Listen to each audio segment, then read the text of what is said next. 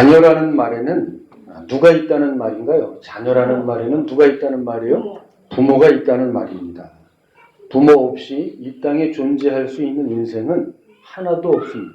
생명은 반드시 그 생명을 낳게 한 존재가 있다는 사실입니다. 우리는 모두 다 자녀입니다.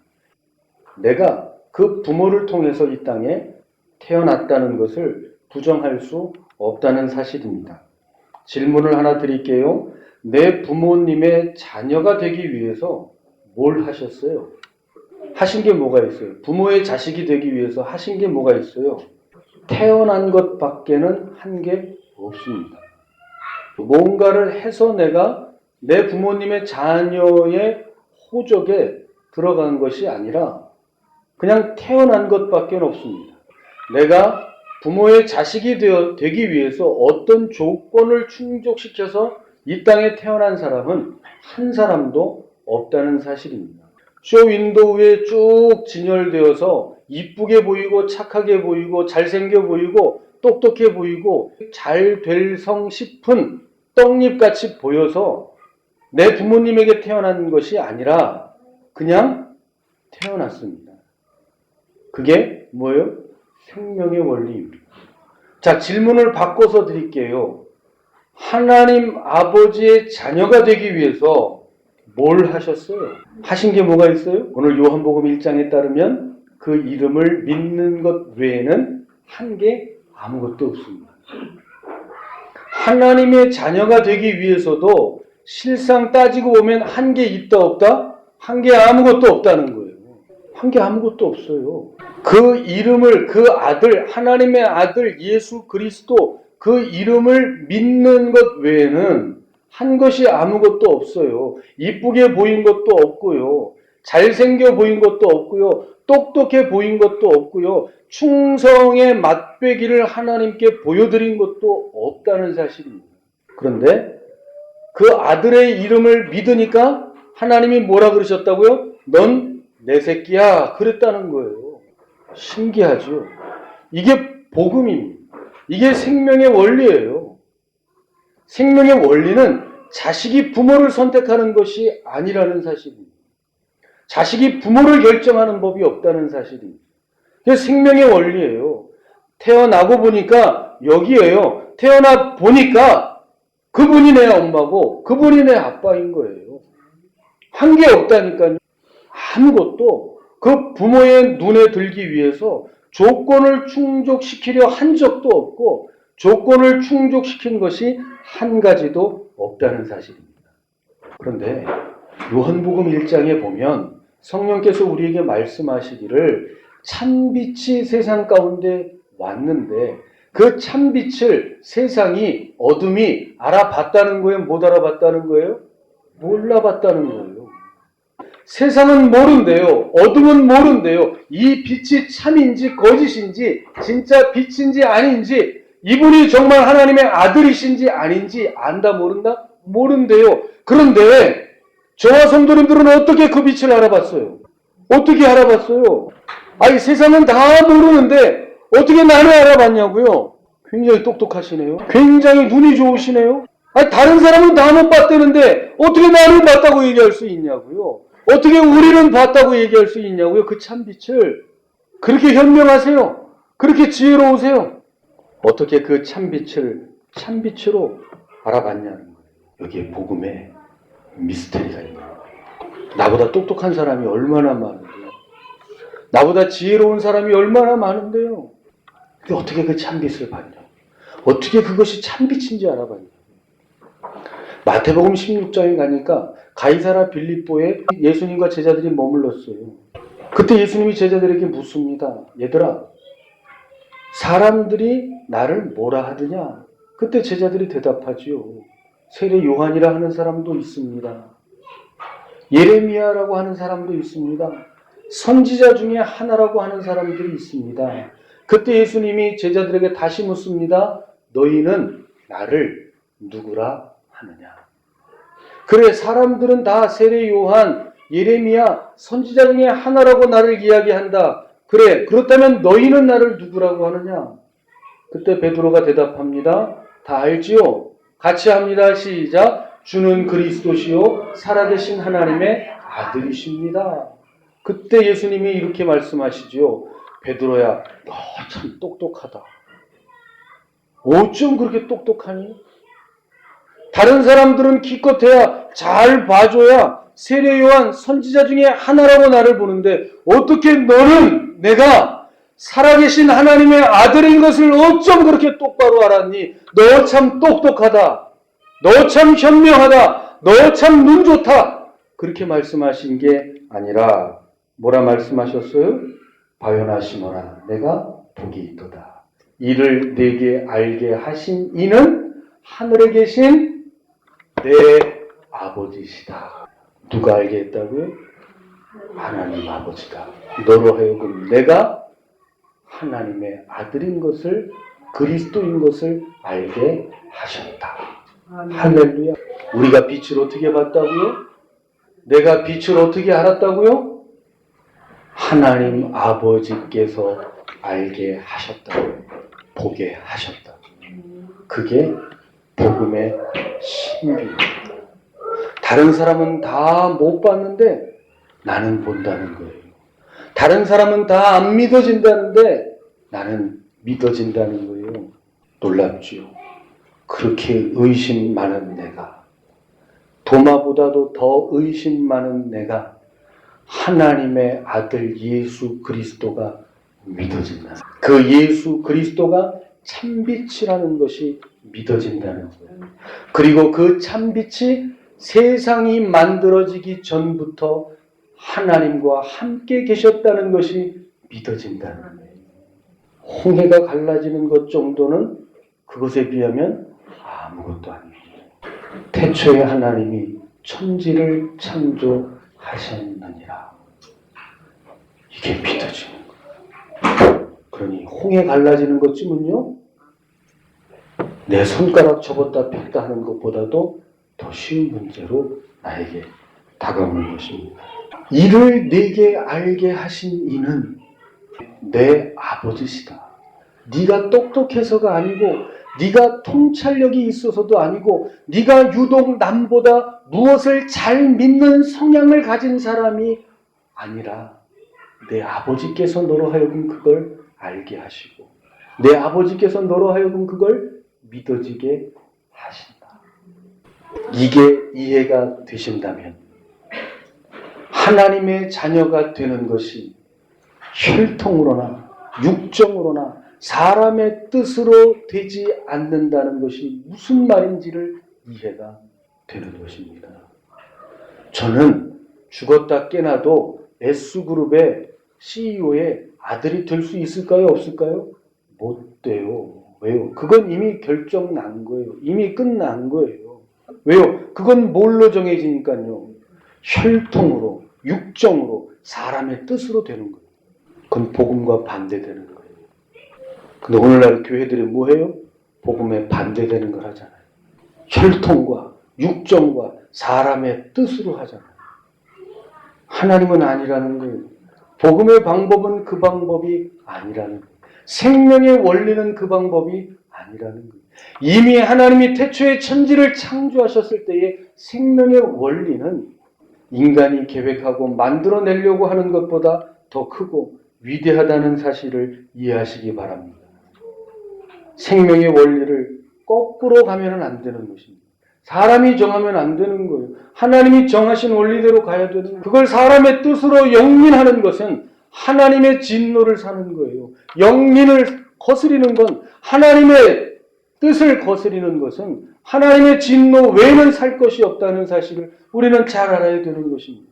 모든 것은 생명의 원리, 복음의 원리로 가야 되는 줄로 믿으시기 바랍니다. 하나님이 알게 하셔서, 하나님이 믿어지게 하셔서 그 역사를 통하여 혈통, 육정, 사람의 뜻, 이것에 꽁꽁 묶여버려 있었던 유대인들을 향하여 누구를 보내시는 거예요? 복음의 아들, 생명의 아들, 그 참빛 예수 그리스도를 이 땅 가운데 집어넣어 버리시는 거예요. 그래서 선민의식을 가지고 성전이 있고 율법이 있으니 다른 것은 다 필요 없다고 여기는 그들에게 성전만 있으면 된다고, 그것에서 예배만 드리면 된다고, 그것에서 제사만 드리면 우리는 안전하다고, 율법이 우리에게 있고 그 율법을 우리가 다 지키는 것으로 우리는 우리의 삶에 해야 할 도리를 다 하는 것이라고 여기는 그들에게 예수 그리스도 참빛을, 사람의 몸을 입고 오신 예수 그리스도를 이 땅 가운데 보내시는 거예요. 그런데 성전이 있으니까 누가 필요 없다는 거예요. 하나님의 아들이 필요 없다는 거예요. 율법이 있으니 누가 필요 없다는 거예요. 하나님의 아들이 소용없다는 거예요. 그러나 하나님은 아니라는 거예요.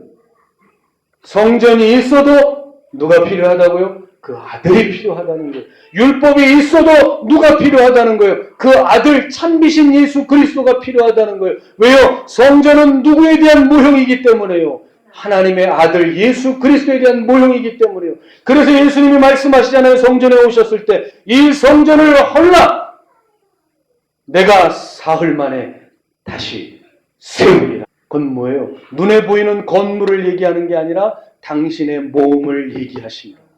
눈에 보이는 성전이 있다고 그 아들 예수 그리스도가 필요 없는 것이 아니라 그 예수 그리스도를 우리에게 보이시기 위하여 하나님이 성전을 허락하셨고 그 성전에 제사를 허락하셨다는 거예요.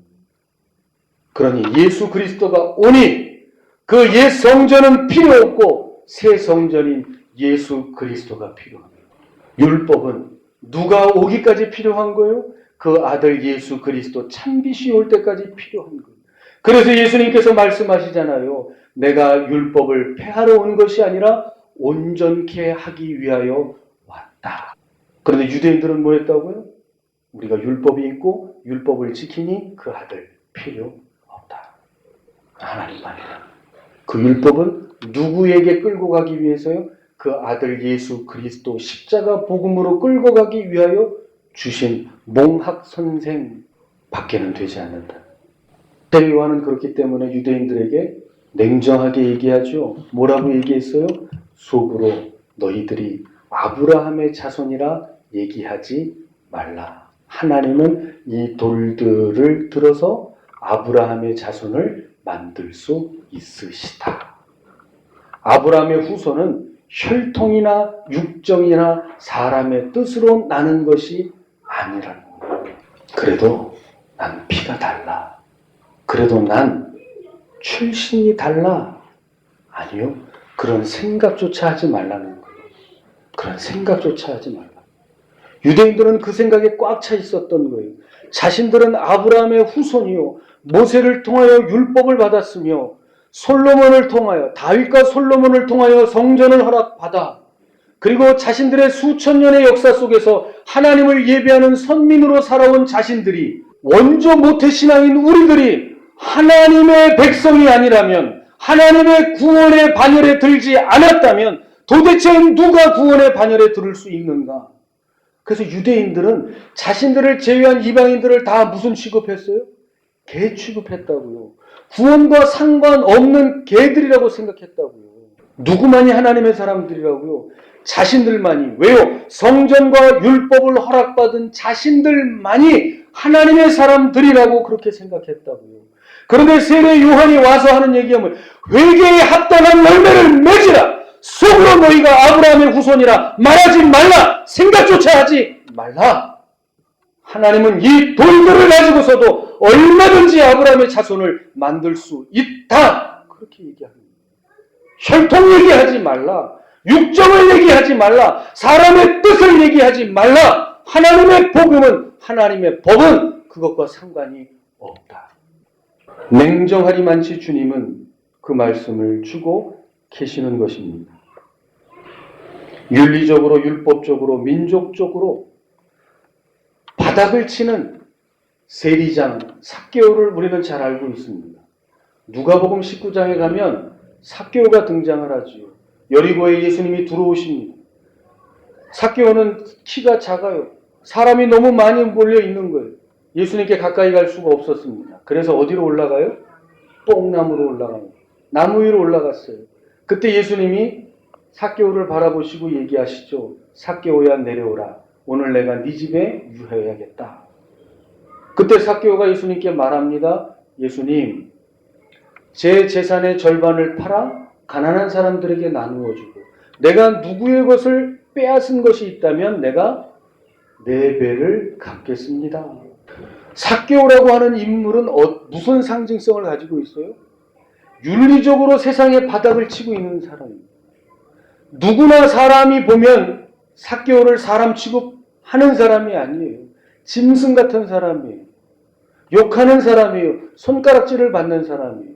그런데 그 사람이 주님, 내가 내 재산을 절반을 팔아 가난한 사람들에게 나누어 주고 내가 누군가에 빼앗은 것이 있으면 4배를 갚겠습니다 하고 나니까 주님이 오늘 내가 네 집에 유하겠다고 얘기한 게 아니에요. 사람들은 다 수군거렸어요. 야, 예수도 별거 아니네. 예수도 별거 아니네. 저렇게 윤리적으로 도덕적으로 민족적으로 땅에 바닥을 치는 사람 취급 못 받는 세리장 삭개오의 집에 예수님이 가시겠대. 그 집에 들어가서 밥 잡수시겠대. 예수님도 별것 없어. 돈 많은 사람 좋아하나 봐. 그런데 예수님께서 말씀하시죠. 오늘 이 집에 구원이 이르렀도다. 이도 삭개오도 아브라함의 후손이다. 삭개오의 혈통으로요? 삭개오의 육정으로요? 사람의 뜻으로요? 아니요. 복음으로 은혜로. 그것이 바로 주님이 우리에게 주시는 놀라운 메시지입니다. 오늘 구원이 이 집에 이르렀도다. 저와 성도님들에게 주시는 주님의 음성인 줄 믿으시기 바랍니다. 무엇을 했어요? 무엇을 하셨어요? 아무것도 한 것이 없다니까요. 무엇을 하기 전에 하나님이 나를 사랑하셨고 무엇을 하기 전에 이미 하나님이 나를 구원하셨습니다. 그 은혜 안에 우리가 있는 거예요. 적지 않은 성도들이 신앙생활이 하나도 기쁘지 않고 즐겁지가 않습니다. 왜 기쁘지 않을까요? 왜 즐겁지가 않을까요? 교회 가면 맨 돈 얘기밖에 듣는 게 없고 뻑하면 죽도록 충성하라는 엄포만 듣고 세상에서도 힘들어 죽겠는데 교회까지 오니까 더 힘들어 죽겠는 거예요. 그건 기쁘지가 않아요. 참빛을 봤는데 예수 그리스도의 십자가의 공로를 의지하는데 죽어라고 힘만 드는 거예요. 예수께서 외쳐 가라사대 나를 믿는 자는 나를 믿는 것이 아니요 나를 보내신 이를 믿는 것이며 나를 보는 자는 나를 보내신 자를 보는 것이니 나는 빛으로 세상에 왔나니 무릇 나를 믿는 자는 어둠에 거하지 않게 하려 하시니라. 그런데 주님의 생명의 복음은 이것인데 어찌하여 우리는 하나님 아버지를 공양하느라 등골이 빠지고 하나님 아버지 공양하다가 즐거운 것은 하나도 없고 잘못된 거 아니에요 이거? 뭔가 이상한 거 아니냐고요. 십자가 지는 것 때문에 힘든 게 아니라 사람이 만든 율법에 갇혀서 그 법령에 갇혀서 그 엄포에 갇혀서 수많은 사람들의 영혼이 옥죄고 있냐고요. 주님의 복음은 그게 아닙니다. 어둠 가운데 있는 우리에게 참 빛을 비추셔서 억압받는 인생에게 자유함을 주시기 위해서 눌린 자, 갇힌 자를 자유케 하시기 위해서 예수님께서 그 말씀이 생명이 빛이 우리 가운데 온 것인데 그렇게 참빛에 이끌려 오셨다면 그 참빛을 만끽하셔야지. 자유를 맛보고 그 자유가 좋아서 오신 거라면 그 자유를 풍성히 누리셔야. 그게 아버지의 뜻 아니겠어요? 자식이 기뻐하는 것을 아버지가 좋아하는 것 아니겠어요? 잘되라 잘되라 아들아, 기뻐해라 기뻐해라 딸아, 그 아버지 아니겠어요? 죽으라 죽으라 하면 그게 어떻게 부모겠어요? 살라 살라 잘 살라 기쁘라 즐거워라 행복하라, 그게 아버지의 뜻인 줄 믿으시기 바랍니다. 부모 자식의 관계를 누리시기를 바랍니다. 인생의 부모 자식의 관계를 잘 생각해 보시기 바랍니다. 출생의 엄청난 비밀을 우리는 너무 쉽게 받아들이잖아요. 태어나셔서 아버지 어머니에게 호적 등본 떼오라 그러시고 아하 이거 보니까 맞네요. 내가 아버지 아들인 게 그렇게 믿으신 분 있으세요?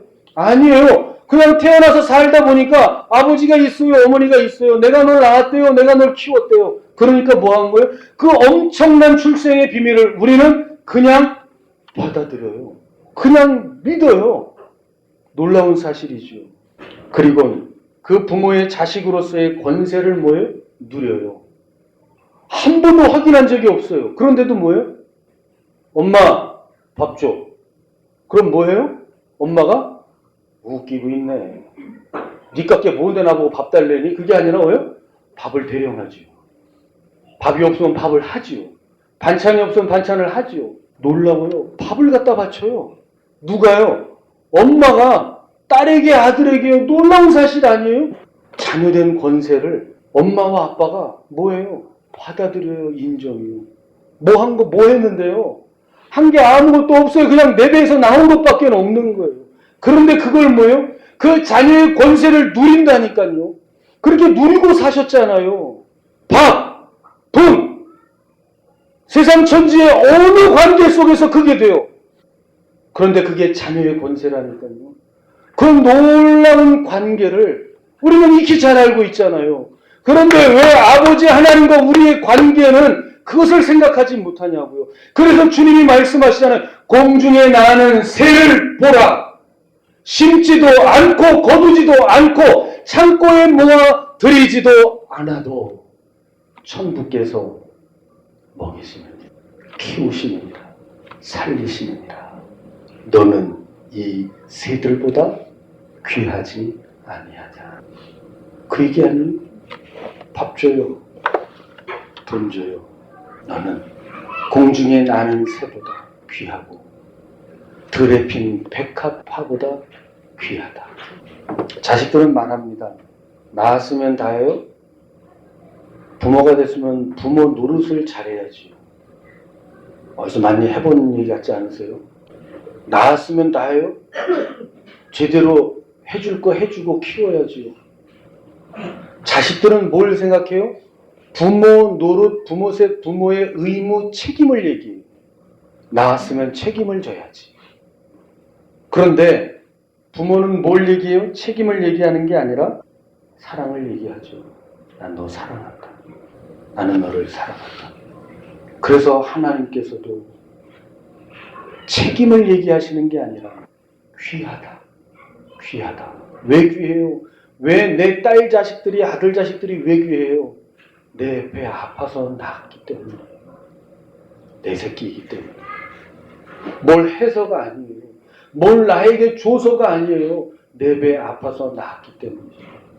그래서 그 자식이 유세를 떨어도, 자식으로 유세를 떨어도 그걸 다 뭐예요? 감내하고 받아들이는 거예요. 넌 귀해. 그래서 받아들이는 거예요. 성적이 좋아서 받아들이는 게 아니에요. 걔가 성격이 좋아서 받아들이는 게 아니에요. 세상의 칭찬과 존중을 받기 때문에 받아들이는 게 아니라 내 자식이기 때문에 나는 귀하게 여기고 그걸 받아들이는 거예요. 그게 하나님과 우리의 관계인 줄 믿으시기 바랍니다. 기쁘시기를 바랍니다. 즐거우시기를 바랍니다. 의무적으로 하나님 앞에 접근하지 마시기 바랍니다.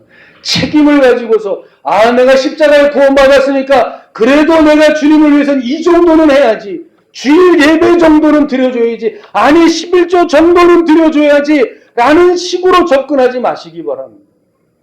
그거 아니에요. 내가 집에 들어가 줘야지. 그 의무를 바라는 게 아니잖아요. 가정은 부모 자식의 사랑으로, 따뜻함으로, 위로로 서로 책임 추궁만 하면 어때요? 자식된 돌이, 너 그게 자식된 돌이야? 그게 부모된 돌이에요? 이것만 가지면 집안은 콩가루 되는 겁니다. 그러나 그게 아니죠. 사랑의 위로, 사랑의 논리, 그 따뜻함으로 품는 거잖아요. 집에 들어가 주는 게 아니라 서로의 사랑으로, 따뜻함으로 그 자녀와 부모 되는 권세와 그 사랑을 누리는 거죠. 오늘 주님의 사랑에 밀려, 주님의 은혜에 밀려 이 자리에 모이신 저와 성도입니다.